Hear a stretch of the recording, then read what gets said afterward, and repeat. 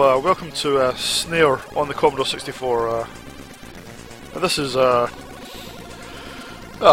sort of a shoot-'em-up puzzle hybrid sort of game. It's not certainly hardcore shooter. It's more a sort of puzzle, but even a bit of platform elements in it as well. It's quite a mishmash of ideas actually. It's a fairly unique game as a result, I think. The gist of the game is that you control this little craft and you have to get to the end of the level by negotiating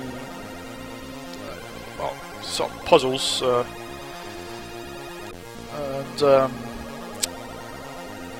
there's 20 levels in total. Right, let's get started. So you start each level, at the start of each level it tells you if there's any restrictions on your craft. This time it tells us that there's a reduced top speed due to excess air resistance. Which means something you can't go that fast.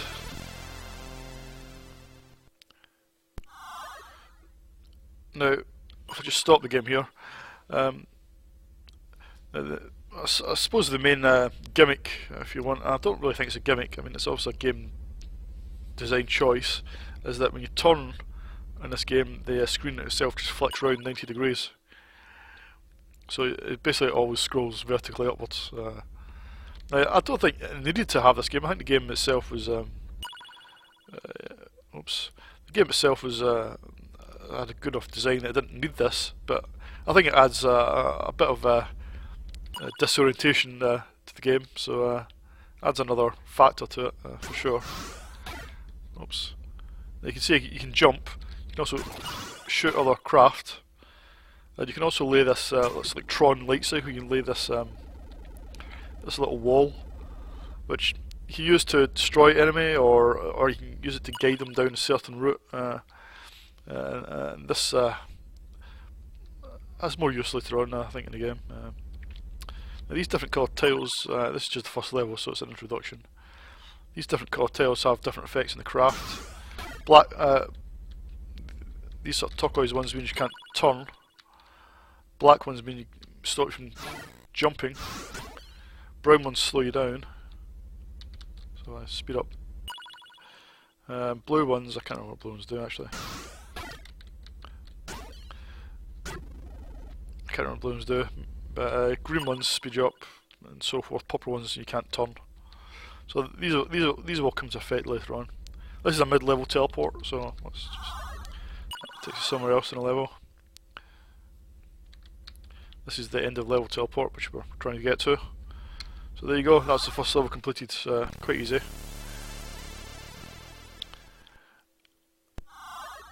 Now you see the graphics themselves are, I'll explain that in a minute. The graphics themselves are quite smart, nicely coloured, nicely detailed. The ships are great, you can see that they're all got little light source on them, so if you turn light source changes on them. Nice high-res overlays on them. Now, as the game starts off, the puzzles are quite gentle, you know, they're not taxing at all, but you get a lot more fiendish as the game comes on.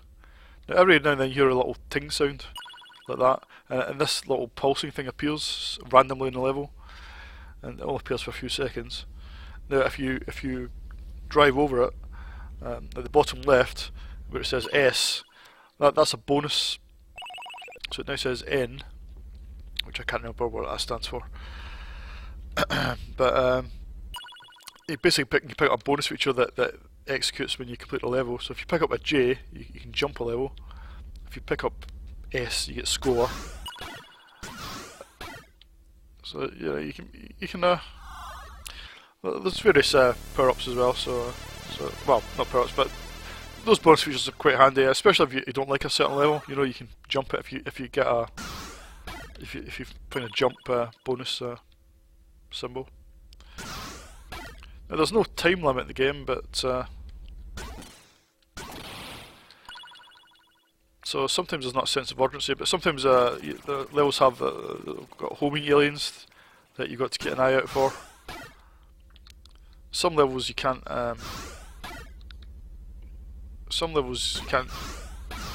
stop, or you can't jump. There's various limitations that come into play.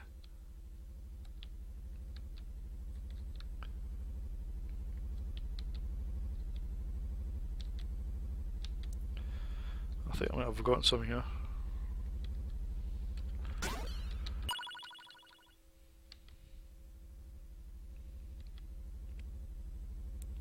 Each level, you know, some nice background hums and sounds, you know, and some nice atmosphere.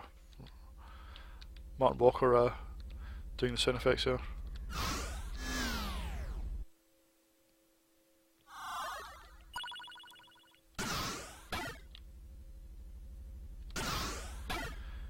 Yeah, you can see that I have to flick the switch to create this little platform to reach over the gap. I just can't remember how to complete this bloody level.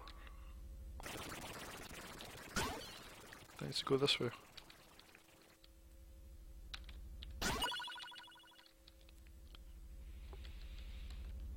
I think some of these walls are, you have to shoot through some of them. Oh, wait a minute, I think I remember now. Let's go this way. Oh, there it is, end of level. Extra life there. So now we're on to area 4. It says deceleration affected by a lack of atmospheric drag. That means basically we can't stop. So yeah, we can't stop. So I think that's a homing alien. I've not played this game for quite a while, so I can't quite remember. Got some tricky jumping here. I can't quite remember what to do. I've got to flick those switches.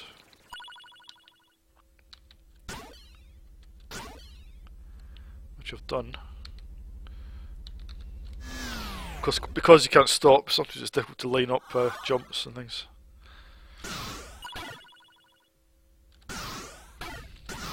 Let's try this again.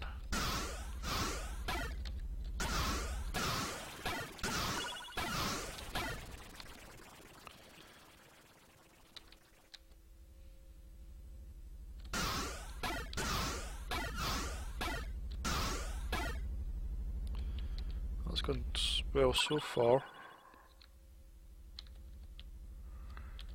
Oh. Oops. End of level.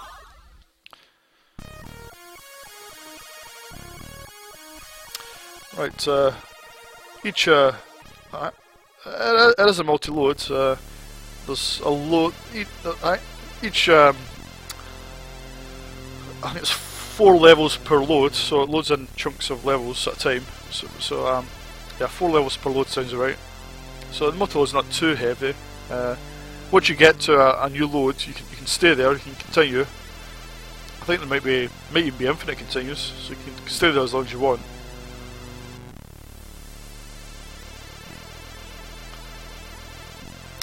Here we can't. Limitation is we can't create the trap with the wall. Big deal. So. Oh god, this is when you got to flick the switches in the right order. I can never quite remember.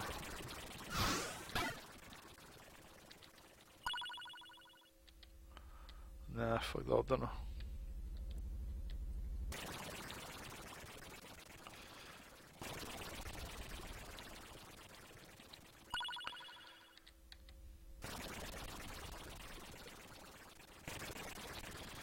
What the hell, mate? Right.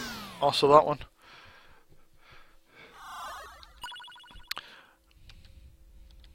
I just can't remember how to. Well, that one creates that. I just need to create the. Oh!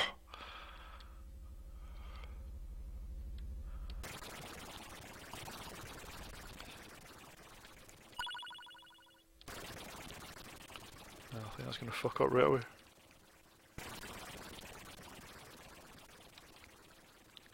We have to create that first.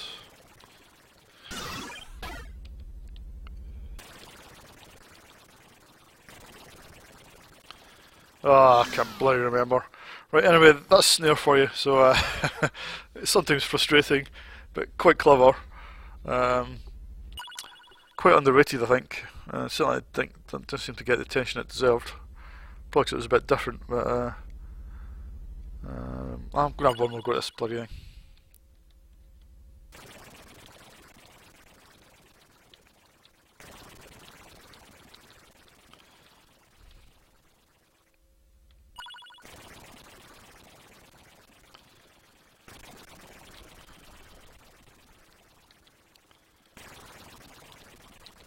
Ah, saw it.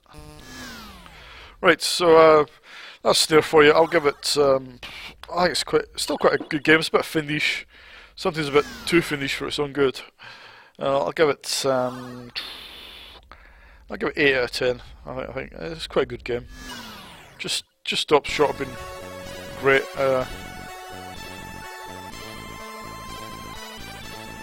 But I'll give it 8.5 out of 10 because it is actually quite a fairly unique game. Yeah, 8.5 out of 10. That's all for this video.